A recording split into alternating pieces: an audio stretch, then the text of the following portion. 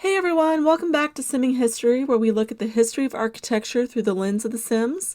Today is the first episode of 2021, and we are looking at the Saltbox, a vernacular architecture type from the New England area.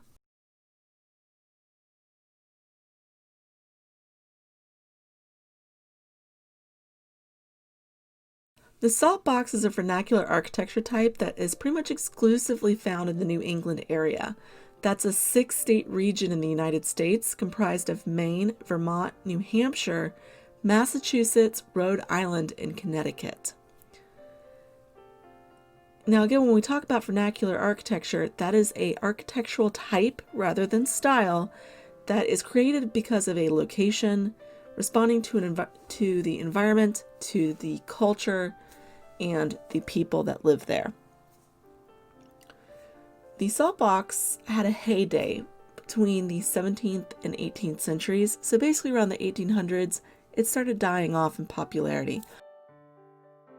The Saltbox's unique shape is actually what gives it its name. It supposedly looks like a box used during that era to store salt. Now, I can't say that for certain. I've never seen one of these. But its shape is very unique. It's got a 2-story front and a 1-story rear. Many stories have been kind of floated around as to why this shape came to be. The real reason is actually very simple. It started off as a normal gable 2-story house, and families added on a lean-to the back as they needed space.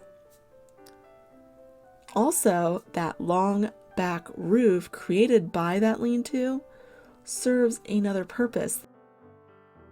It's a very good wind block for all those cold winter months.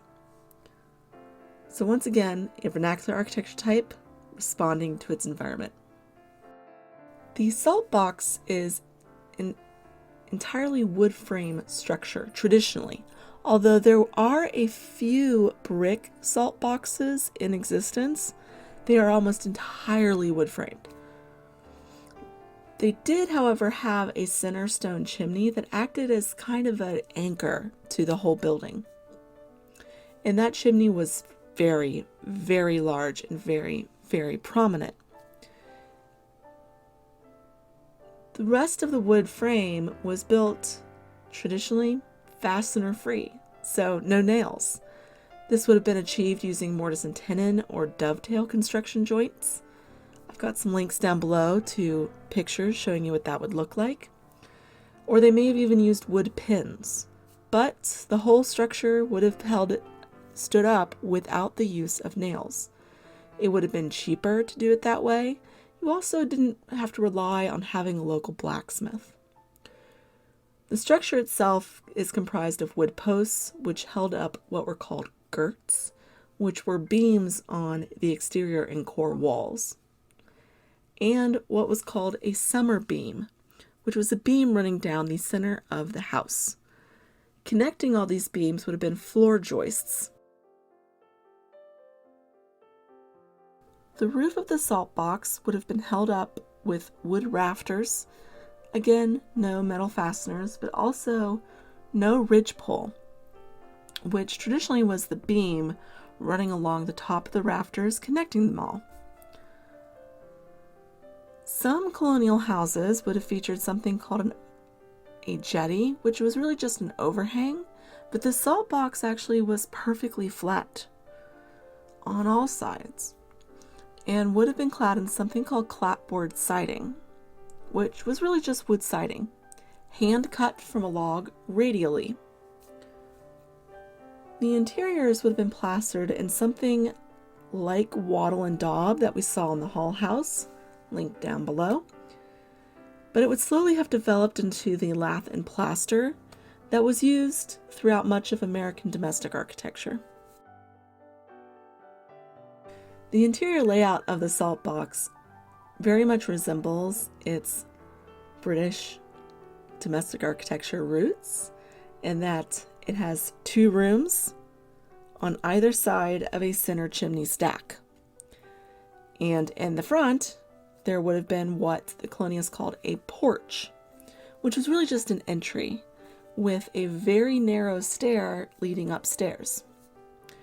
Now, the two rooms on either side of the massive center chimney structure, one would have been the hall, which prior to the addition of that back lean-to would have acted not only as the kitchen, but also as the dining, living, and as a workspace for candle making, spinning, weaving, sewing, pretty much anything you could expect a colonial family to be doing.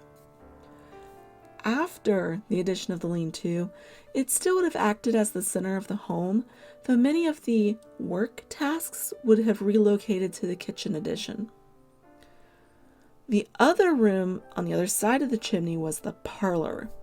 This is the formal room, which would have only been used when special guests visited, such as the local pastor, a prominent family member, or a local government leader.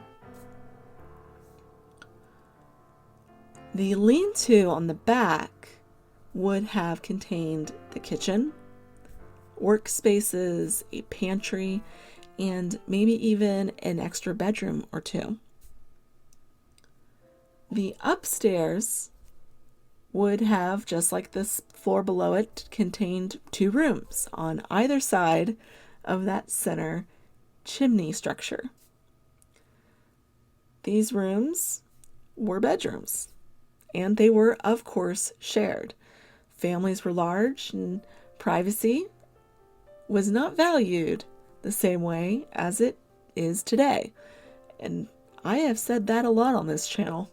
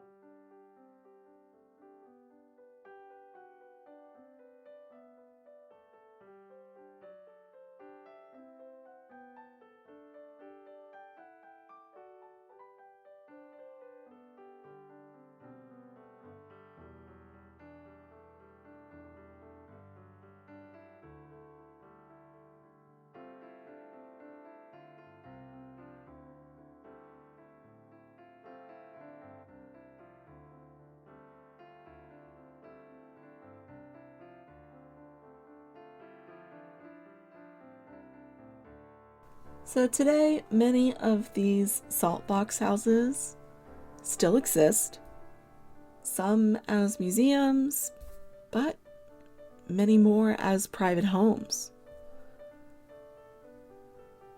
And it's not a style that has ever really died out. Modern salt boxes are being designed and built in New England right now while you watch this video. For the same reason the historic salt boxes were designed and built in New England. They are incredibly well suited to their environment.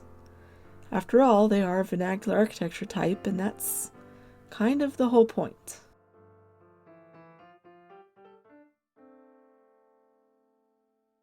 Thanks for joining me for this week's episode on the salt box. Let me know in the comment section down below if you have any questions. If you enjoyed this video and enjoyed the channel, please make sure to hit like and subscribe. It really does help the channel out. You can find me on Instagram where I post teasers for videos when I remember to do so, and on the Sims 4 gallery where there will be a playable version of this build.